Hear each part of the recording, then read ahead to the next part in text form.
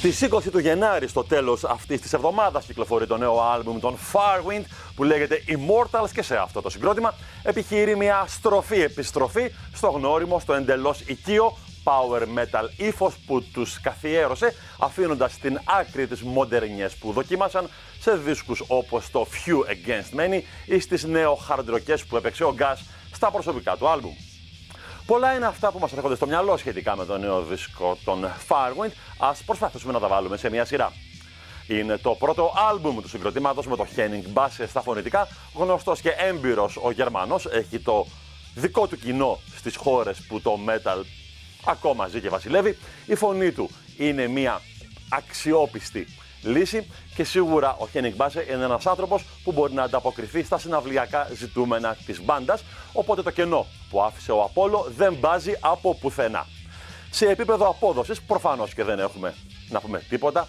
Μπάντα με δύο υπερατού, η Firewind, βλέπε Gas και Bob, καρφώνουν τα πάντα, ενώ συνθετικά έχουμε συνταγογραφημένο μεν, τέλειο δε power. Το θέμα τώρα που επιλέγουν στο Immortals οι Firewind έχει ενδιαφέρον, μιας και μιλάμε για ένα κόνσεπτ γύρω από τους περσικούς πολέμους και ξέρετε αυτό έχει ένα ξεχωριστό ενδιαφέρον. Βλέποντας από τη μία τους Amon Amarth να σαρώνουν εξιστορώντας τα πλιάτσικα των Vikings και από την άλλη τους Sabaton να έχουν γίνει τεράστιοι λέγοντας πολεμικές ιστορίες, οι Firewind με εξτρά πόντους εντοπιότητας συνδυάζουν την ελληνική ιστορία και τις πιο εμβληματικές ιστορίες θάρρους, ανδρείας, αυτοθυσίας και επιστρέφουν στο προσκήνιο με περισσότερες από ποτέ αξιώσεις. Στο Hammer που κυκλοφορεί μπορείτε να διαβάσετε τι έχει να πει ο Gas για όλα αυτά και κατά τα άλλα εδώ είμαστε φίλες και φίλοι, κυρίες και κύριοι, Κυριακή, περασμένα μεσάνυχτα και καλώς ήλθατε στο τσίρκο μας. Είναι το TV War του Mad και του Metal Hammer, η εβδομαδιαία heavy metal επιθεώρησή μας. Τον πρόλογο έγραψαν οι Firewind, η συνέχεια ανήκει στους Kreator και όταν επανέλθουμε θα σας πούμε τα τι, τα πώς και τα διότι της σημερινής εκπομπής. Στο Metal Hammer που κυκλοφορεί μήνας Ιανουάρης 2017, στο εξώφυλλο βλέπουμε τον Μίλε Πετρόζα, τον Kreator, όπως και μιλάω αποκλειστικά στο περιοδικό για το νέο άλμπουμ του συγκροτήματος, το Gods of Violence. Στο back cover βλέπουμε το πρόσωπο του James Hetfield, όπου στις σελίδες του περιοδικού μπορείτε να βρείτε μια ανάλυση του ιδίου για κάθε κομμάτι του νέου άλμπουμ, ξεχωριστά όσον αφορά το στιχουργικό περιεχόμενο. Νομίζω πως το νέο άλμπουμ των Metallica ο James γράφει τόσο προσωπικά, μάλλον για πρώτη φορά ή μετά από πολλά χρόνια. Εν πάση περιπτώσει, είναι ακόμα στις σελίδες του περιοδικού. Μπορείτε να διαβάσετε θέματα που αφορούν στους Firewind, τους Primordial, τους Zao, μια φοβερή συνέντευξη με τον Izan, τον Emperor, επανακυκλοφορούν όλοι οι δίσκοι του συγκροτήματος στην εποχή αυτή. Ενώ ακόμα υπάρχει και ένα ρεπορτάζ κατά κάποιον τρόπο. Ένας φίλος του περιοδικού ταξίδευσε στην Ιρλανδία και βρέθηκε με την μητέρα του Φιλ Λίνο, τον Thin Lizzy, και είχαν μια κουβέντα η οποία είναι πολύ συγκινητική και έχει πάρα πολύ μεγάλο ενδιαφέρον. Αξίζει τον κόπο να ρίξετε μια ματιά και σε αυτό το θέμα που υπάρχει στο περιοδικό. Ενώ να ρίξουμε και μια ματιά στο συναυλιακό μας χάρτη. Παρασκευή 20 του Γενάρη στο Κύτταρο είναι η εξόριστη στο βουνό αγκαλιά με τους θεούς. Σάββατο 21 του Γενάρη, ο Unfrozen Mode με τους Ναξάτρα στο Πειραιώς Academy. Παρασκευή 27 του Γενάρη, η Delane με τους Σιρένια και τους Σέντε Βακάντε του Female Fronted στο Κύτταρο. Στην Αθήνα, Γιάννη, θα πάμε εκεί, στα κορίτσια. Θα πάμε. Οπωσδήποτε. Λοιπόν, Σάββατο 28 Ιανουαρίου είναι εικόνα εγγλέζικο του metal είναι αυτό, μαζί με τους Omega Monolith, τους Dull και τους Dream Long Dead στο Modus στην Αθήνα. Belfegor μαζί με Foray Between Ocean και Vermingard στο Κύτταρο. Αυτό είναι στις 29 του Γενάρη. Γιάννη, θα πάμε Belfegor. Θα πάμε και Belfegor. Θα πάμε και Belfegor. Λοιπόν, Παρασκευή 3 του Φλεβάρη, οι Sodom παίζουν στο 8 Ball. Ό,τι γίνεται στο 8 Ball μένει στο 8 Ball, ενώ την άλλη μέρα. Σάββατο 4 του Φλεβάρη, οι Sodom μαζί με τους Biocancer, τους Rapture και τους Amken είναι στο Αν στην Αθήνα. Κυριακή 5 Φεβρουαρίου είναι η Τάρια στο Φάζ. Γιάννη, θα πάμε στην Τάρια. Να πάμε και στην Τάρια. Δηλαδή, πού θα πρωτοπάμε. Καλά κρατάει η Τάρια, αν και ο κόσμος περιμένει να ακούσει κομμάτια των Nightwish από τα live της. Ενώ μια συναυλία στην οποία δεν ξέρω αν θα πάμε. Γιάννη, 12 του Φλεβάρι είναι η Fates Warning. Εγώ και δεν θα έρθω μάλλον. Ούτε θα εγώ. κλαίω απ' έξω. Μαζί με τους Συνέντευξη εμφανίζονται οι Fates και οι συναυλίες που ακολουθούν είναι αυτές των Hellstar. Ενώ ακόμα την Παρασκευή 17 Φεβρουαρίου είναι οι Suicidal Angels μαζί με τους Released Anger και τους Karma Violence και τους Abyssus. Αυτό γίνεται στον Gagarin. Άλλες συναυλίες οι οποίες έχουν ένα σχετικό ενδιαφέρον είναι σίγουρα αυτή των Σάββατων μαζί με τους Accept και τους Twilight Force. Είναι οι Blues Pills στην συνέχεια. Νομίζω πως η φάση λίγο ατώνησε με τους Blues Pills. Η Mayhem στις 13. Γιάννη, θα πάμε Mayhem. Εννοείται. Μάλιστα.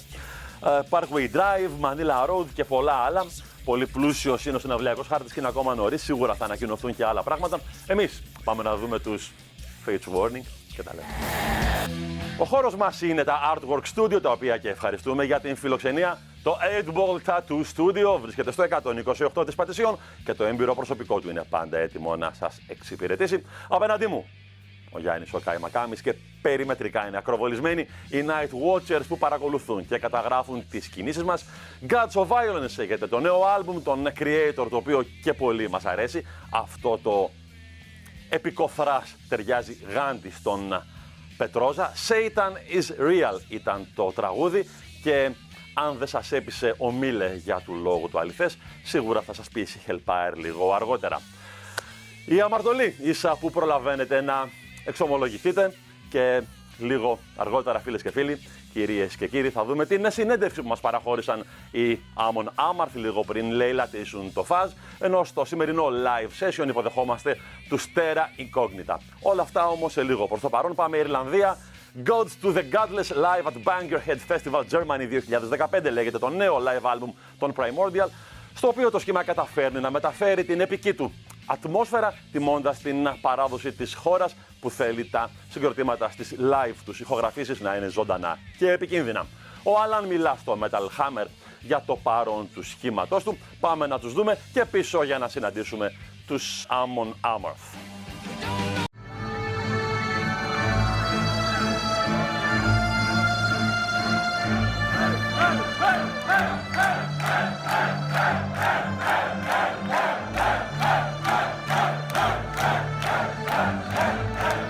Εδώ λοιπόν στο TV War του Μάρκ και του Metal Hammer βρισκόμαστε μέσα στο Tour Bus των Amon Amarth και φιλοξενούμε τον Ted και τον Johan, μπάσο και κιθάρα του συγκροτήματος. Hey guys, welcome to Greece once again. How does it feel being here? Thanks, it's really good, as usual. Yes, always great being here. Well, you're in the middle of your tour, not in the middle, you have something like 10 shows left to end this tour. And as far as I know, this was the biggest production you have ever had, the biggest stage production. I mean, I cannot think of any other band of your generation having such a big setup on stage. Why are you doing so? Are you trying to bring back the feel of the 80s? Are you trying to show to your to the guys of your generation that you can make it like this? I mean, why are you doing so? Well, I guess that is pretty much it. You know, we grew up with the Iron Maiden kind of shows, and we want to bring this show back because it's not only about music. For us, it's a whole show. You know, we put a lot of effort into artwork and show the whole show. You know, we want to show the kids how you do a proper show. Yes, but this also indicates that the band grows bigger tour after tour, right? Yeah. I mean, now you have the budget, you have the technicians, you have the crew, so you can support all these things. How do you think of that? Yeah, I mean, that's what it takes a long time to build up a band to this level where you can bring out a production like this. And now we have finally reached that level.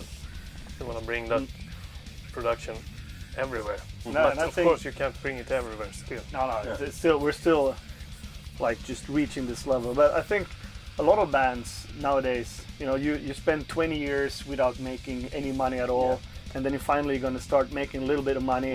Then some bands maybe, oh, now finally we're going to make some money. But we take all those money to put into the show. You know, it's an investment for the future. You know, we want to grow even bigger. We want to do a bigger show than this. That was my next question. Do you think Amon Amarth can grow bigger? I mean, you're a death metal band with harsh vocals, singing about looting and plundering and death and fire. How far you can go, man?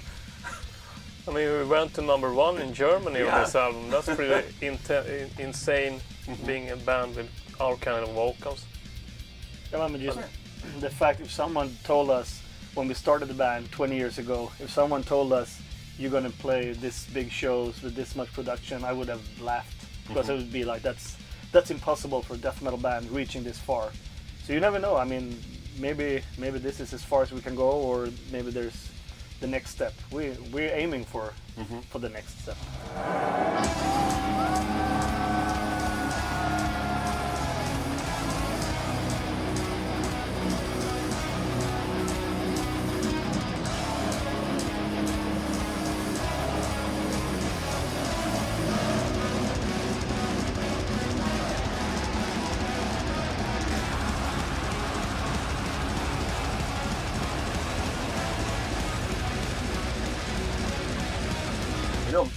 No one can question or doubt about the success of this band, which means that you're doing things right.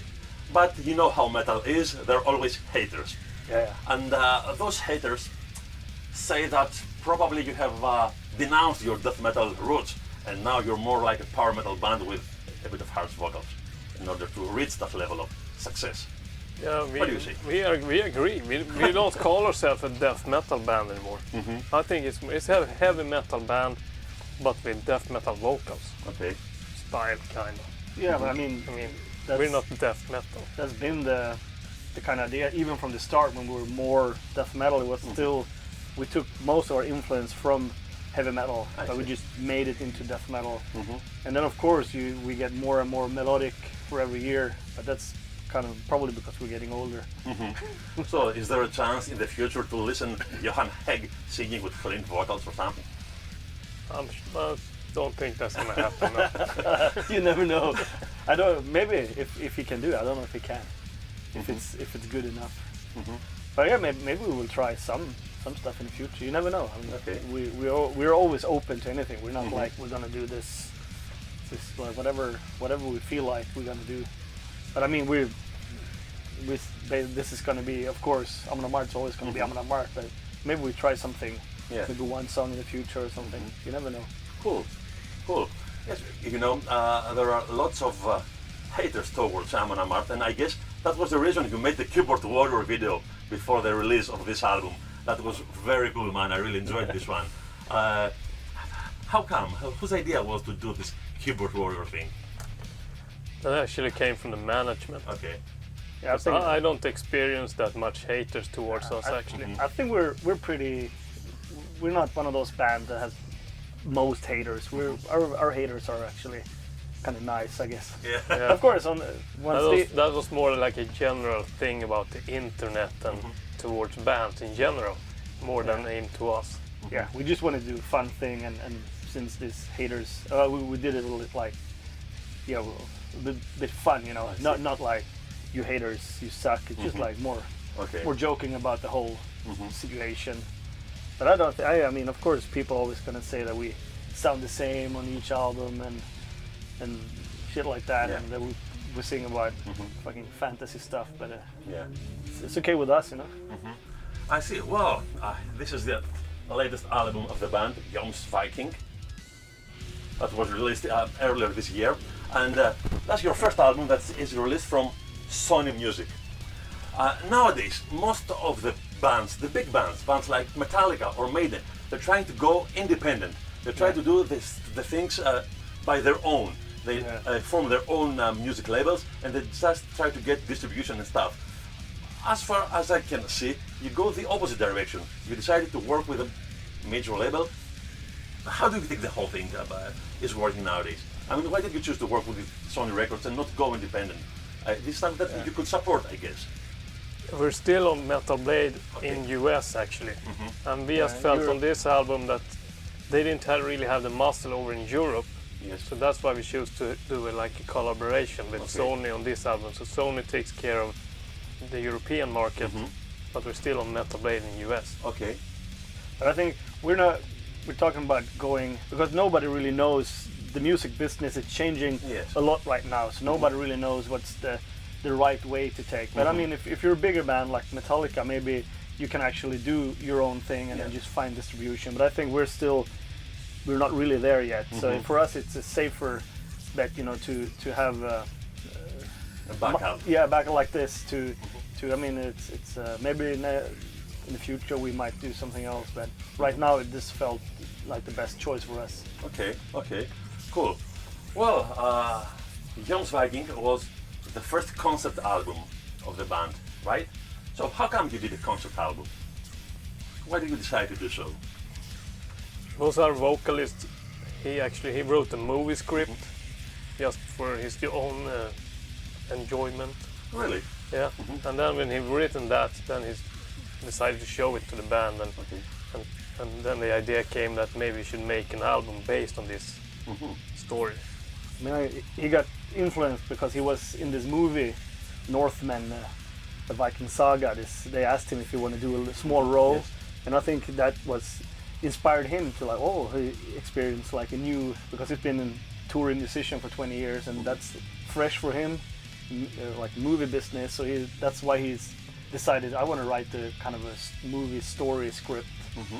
And then, as he said, we decided, why not? We've been thinking about concept album in the past too, but we never really had a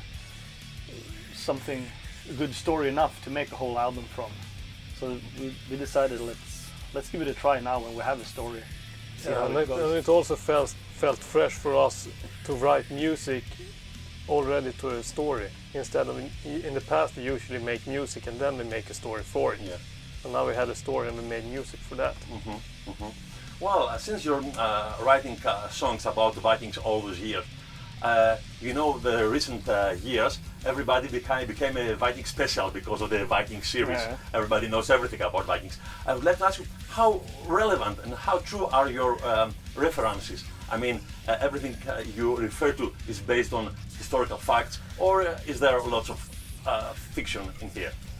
Well, in this one, the story about the John Viking, they actually existed, but it just he based it on this period of time. But the whole, like this album, the characters and stuff, it's just fiction, a story just to make it work. But usually we do that. We find things in history or mythology, and then we take some parts out, and then we might add some, just to make it work, because sometimes you need to change some of the stuff to make it work as a song. But usually we start with facts and then we add some fiction on top to create something good. Okay, so as far as I know, the first leg of this tour ends by the mid of December, and then you start another tour by spring, right? So you have any plans for a new album, or is it very early to discuss about it? No, we're gonna continue touring this album for at least one more year. One more year. Yeah, the whole next year is probably gonna be touring, and then probably somewhere in the mid next year or late next year we're probably gonna start gathering ideas. Of course, you always pick up stuff when you're touring, but we're probably not gonna focus on new album until late next year. So probably the next Amon Amarth release will be the late 2018 or early 19. I mean, it's too far. Probably somewhere around there. It's hard to say. It depends if we want to have a break before we start all over, or if we're going to go straight into the writing. We don't know.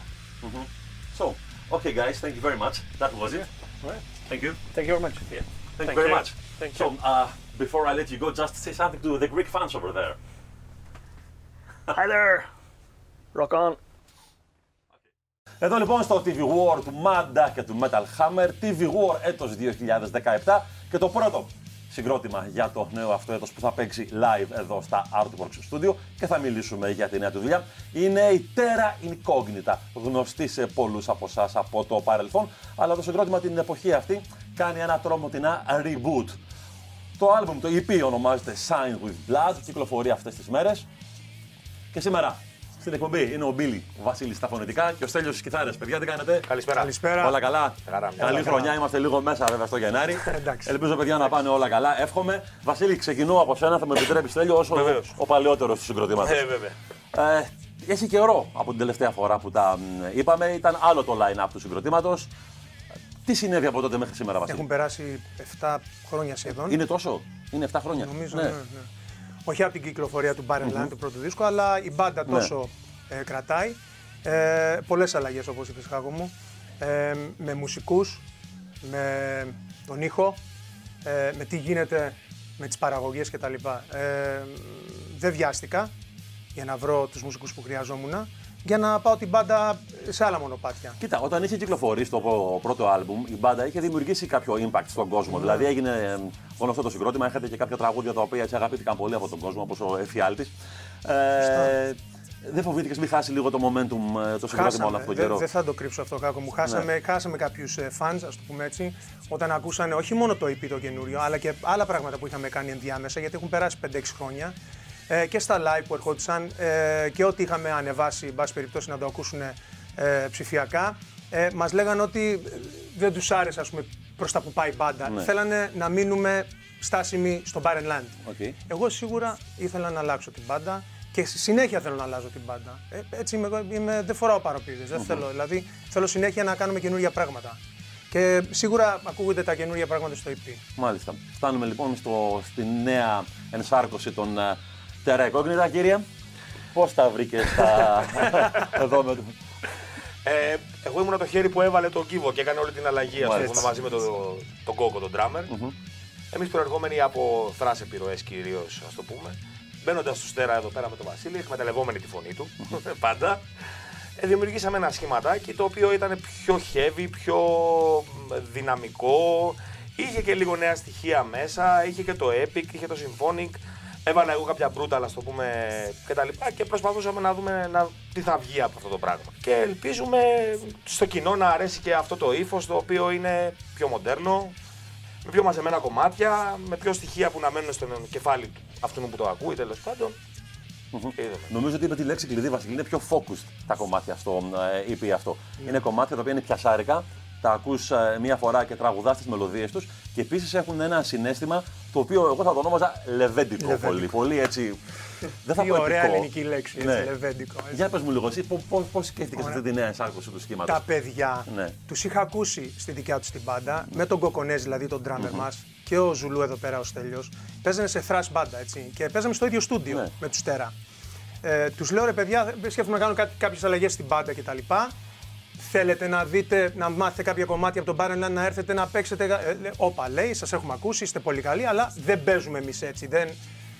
Δεν θα κάτσουμε να παίξουμε τα κομμάτια έτσι. Αν είσαι ανοιχτός, μου λέγανε, να αλλάξουμε τα κομμάτια, να τα πάμε σε άλλους ήχους κτλ.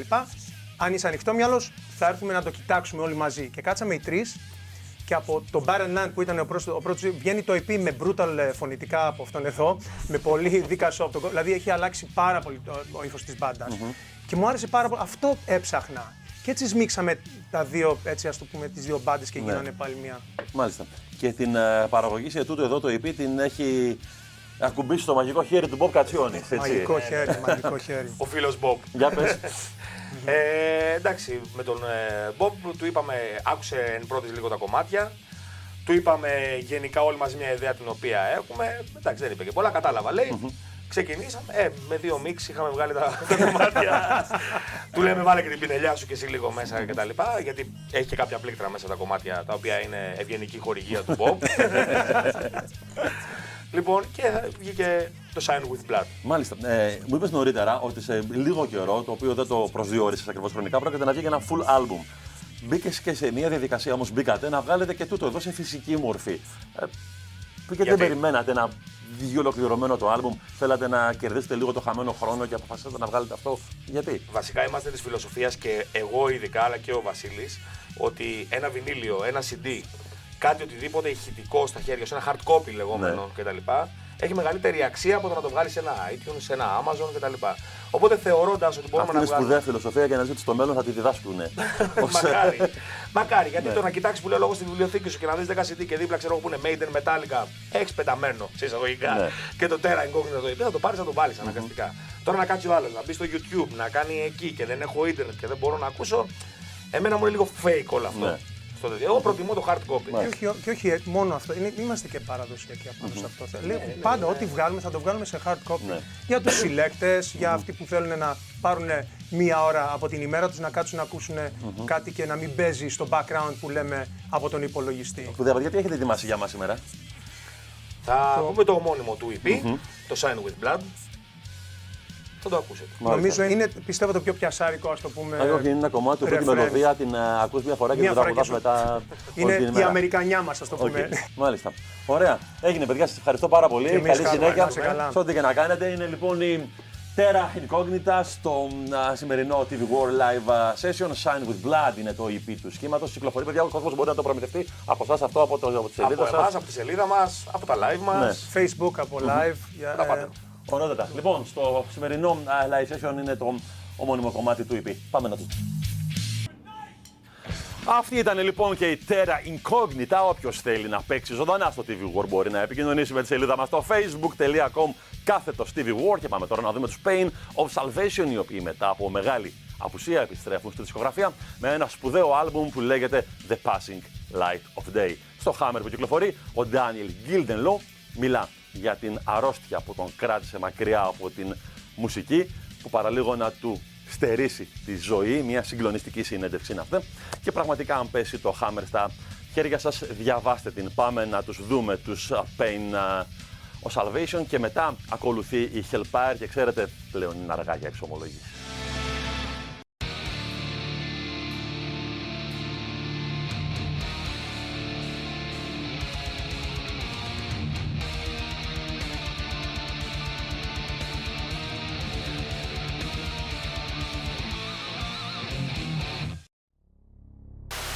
Καλησπέρα σας. Πολλοί φίλοι μας ρωτάνε εύλογα πώς μπορούν να διατηρήσουν το άψυχο σώμα του θύματος για πολύ καιρό, ώστε να διακοσμήσουν με αυτό το σαλόνι τους. Προσέξτε, η σωστή ταρήχευση γίνεται ως εξής. Πρώτα, αφαιρούμε τον εγκέφαλο με ειδικό εργαλείο που περνάμε μέσα από τη μύτη. Στη συνέχεια κάνουμε μία τομή στην αριστερή πλευρά του κορμού, κοντά στην κοιλιά, αφαιρούμε όλα τα εσωτερικά όργανα και τα αφήνουμε να στεγνώσουν. Μετά γεμίζουμε και σκεπάζουμε το άδειο σώμα με αλάτι και το αφήνουμε για 70 μερούλες να φυδατωθεί καλά. Το Maison Decoration σε grindcore έκδοση. Οι νεοϊορκέζοι Immolation θα κυκλοφορήσουν νέο άλμπουμ το Φεβρουάριο, το αρκετά σκοτεινό και μουσικά και στιχουργικά Atonement. Υπάρχει τιζεράκι να δεις, όπου μιλάνε τραγουδιστής και κιθαρίστας για το δίσκο αυτό και για την μπάντα, όπως και διαθέσιμο να ακούσεις είναι το κομμάτι Destructive Currents, με το εξώφυλλο σε 360 βίντεο που έχει γίνει πολύ της μοδός τώρα τελευταία. Οι Helheim, με ένα L, όπως οι υποφαινόμενοι, ανακοίνωσαν λεπτομέρειες για την κυκλοφορία του ένατου τους άλμπουμ, το οποίο θα βγει στις 20 Ιανουαρίου. Λιτό και απλό εξώφυλλο και συνολικά 7 κομμάτια από τους Νορβηγούς, με τίτλο το ρουνικό Landa Variljar, για το οποίο η πιο πιθανή μετάφρασή του είναι «Προστάτης της γης». Την ίδια μέρα θα έχουμε και νέο άλμπουμ από τους Aversion's Crown, deathcore καταιγισμός από την Αυστραλία, με τίτλο Genocide, και το κομμάτι The Soulless Acolyte, το οποίο είναι και το αγαπημένο του τραγουδιστή, σε περιμένει να το ακούσεις και να φτάσει στα ηχεία μέχρι το 11. Η Vampire, σουηδικό mid-tempo death thrash, που φέρνει λίγο σε Deceased και Celtic Frost, ετοιμάζουν το δεύτερο τους δίσκο, ο οποίος είναι προγραμματισμένος να βγει κατά την άνοιξη του 2017. Δεν υπάρχουν παραπάνω λεπτομέρειες ή τίτλος, παρ' όλα αυτά έχουμε ένα πρώτο κομμάτι σε rough mix, το Skull Prayer, κυκλοφόρησε ως single και είναι διαθέσιμο για ακρόαση και αγορά online. Έχουμε νέο single και από τους Έλληνο-Σουηδούς Night Rays, το οποίο είναι από τον ομότιτλο δίσκο που θα κυκλοφορήσει στις 31 Μαρτίου του 2017 και λέγεται The Venomous. Η μπάντα του κιθαρίστα Μάριου Ηλιόπουλου με αυτό το άλμπουμ εμφανίζει και 2 καινούργια μέλη σε δεύτερη κιθάρα και σε τύμπανα, και αφηγείται μια ιστορία για την αναπόφευκτη πορεία της ανθρωπότητας προς την κατάρρευσή της. Post, sludge, progressive και με την χαρακτηριστική και πολύ ιδιαίτερη ατμόσφαιρα, μιλάω για τους Σουηδούς Cult of Luna, οι οποίοι ανακοίνωσαν ότι θα βγάλουν ένα πακέτο CD-DVD με live ηχογραφήσεις και ονομάζεται Years in a Day. Θέλουν να μοιραστούν τις εμπειρίες από τα show και τις περιοδίες, δείχνοντας ταυτόχρονα πώς έχει εξελιχθεί η μπάντα τα τελευταία 8 χρόνια, μετά την κυκλοφορία του βίντεο άλμπουμ Fire Was Born. Θυμόμαστε το βίντεο κλιπ Man Unkind των Metallica, το οποίο έκανε περισσότερο κόσμο να μάθει για την ταινία Lords of Chaos, με θέμα την νορβηγική black metal σκηνή στις αρχές του 90. Πρόσφατα, ο Varg Vikernes, γνωστός φυσικά από Burzum, δημοσίευσε ένα βίντεο με το οποίο μοιράζεται τις σκέψεις του για αυτή την ταινία. Βρίσκει ιδιαίτερα διασκεδαστικό το ότι ζήτησαν τα δικαιώματα να παίξει μουσική των Mayhem, που είναι και το επίκεντρο στην ταινία υποτίθεται, και εκείνοι απάντησαν με ένα ηχηρό όχι. Μετά ζήτησαν δικαιώματα να παίξει μουσική των Dark Throne, όπου και εκείνοι απάντησαν με τα ανάλογο όχι. Κατέφυγαν μετά στον ίδιο τον Varg, μπας και πάρουν δικαιώματα από Burzum, αλλά και από εκεί έφαγαν πόρτα αφού ο ίδιος τους απάντησε με τον ίδιο τρόπο. Προσθέτει πως η ταινία αυτή θα είναι μια χολιγουντιανή απόπειρα, με τους δημιουργούς να δείχνουν όπως νομίζουν εκείνοι τι έγινε για να κάνει ντόρο και να φέρει χρήμα και ότι δεν είναι απεικόνιση των πραγματικών γεγονότων. Και καταλήγει στο να προτείνει σε όλους να αγνοήσουν αυτή τη βλακεία. Μέχρι τώρα και όπως φαίνεται τουλάχιστον, δυστυχώς τείνω να συμφωνήσω μαζί του. Νέο βίντεο από Asphyx για το κομμάτι Καντήρου. Γυρίστηκε στην πρόσφατη εμφάνιση της μπάντας στο Turok Open Air της Γερμανίας. Τι σημαίνει ο τίτλος, θα μου πεις? Καντήρου είναι ένα ψαράκι του Αμαζονίου, το οποίο έχει την τάση να εισχωρεί και να παρασιτεί μέσα στην ανθρώπινη ουρήθρα. Συνήθως για να φύγει η λύση είναι ο ακροτηριασμός, όπως σατανικά λέει ο Μάρτιν Βαν Ντρούνεν για τη θεματολογία που διάλεξε και εμείς πονάμε και μόνο στην ιδέα. Όπως και να έχει, το βίντεο θα το δούμε σε λίγο. Νέο κλιπ και από Anaal Nathrakh, με τους Άγγλους να συνεχίζουν τα απανωτά χτυπήματα από το πλωστάσιο που λέγεται The Hall of the Law. Εδώ ο τίτλος του κομματιού είναι ξεκάθαρος, δεν χρειάζεται επεξήγηση. We will fucking kill you, λέγεται, και ταιριάζει απόλυτα στην ατμόσφαιρα που βγάζει. Δίνουμε πάσα λοιπόν σε φρέσκα βίντεο κλιπ από Asphyx και Anaal Nathrakh και εμείς από κοντά και αγαπημένοι την ερχόμενη Κυριακή.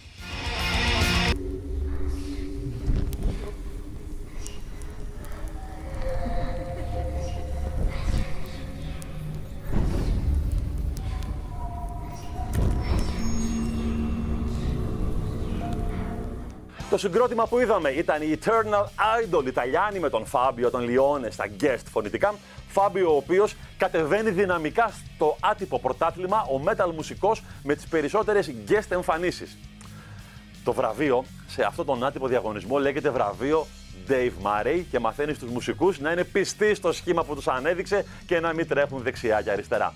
Εν πάση περιπτώσει, οι Eternal Idol, οι οποίοι προφανώς πήραν το όνομά τους από τον δίσκο των Sabbath με το ίδιο όνομα, δίσκος ο οποίος σε καμία περίπτωση δεν είναι η καλύτερη δουλειά του μικρού θεού Τόνι Μάρτιν με την μπάντα, πρόσφατα οι Eternal Idol κυκλοφόρησαν το πρώτο τους άλμπουμ ζητώντας μερίδιο από την πίτα του μελωδικού metal. Τσεκάρετε τους. Και πάμε τώρα Down Under για το σημερινό Visions from the Underground. Λέγονται In Death. Παίζουν κάτι ανάμεσα σε τεχνικό death metal με thrash τζούρες και μετά από 2 EP ήρθε η ώρα για τον πρώτο τους δίσκο που λέγεται The Devil Speaks. Godzilla το άσμα και κάποιο ελληνικό σχήμα πρέπει επιτέλους να γράψει ένα τραγούδι για τον Godzilla που τρώγαμε στα ελληνικά στρατά. Αυτά. Ώρα για φινάλε, φίλες και φίλοι, κυρίες και κύριοι. Σας ευχαριστούμε από καρδίας που φτάσατε μαζί μας μέχρι εδώ σήμερα και ανανεώνουμε για λίγο μετά τα μεσάνυχτα της επόμενης Κυριακής. Μέχρι τότε μεσολαβούν 7 όμορφες χειμωνιάτικες μέρες, τις οποίες μπορείτε να ομορφύνετε ακόμα περισσότερο διαβάζοντας το Metal Hammer και ακούγοντας δίσκους σαν το Melissa, τον Merciful Fate, το Run to the Light on Travel και ποιον Evermore, Γιάννη? Dreaming Neon. Και το Dreaming Neon Black, τον Nevermore. Λοιπόν, να μαζευόμαστε. Καλή συνέχεια στους τολμηρούς, καλό βράδυ στους υπόλοιπους, καλό ξημέρωμα, καλή εβδομάδα σε όλους. Metallica, Man Unkind.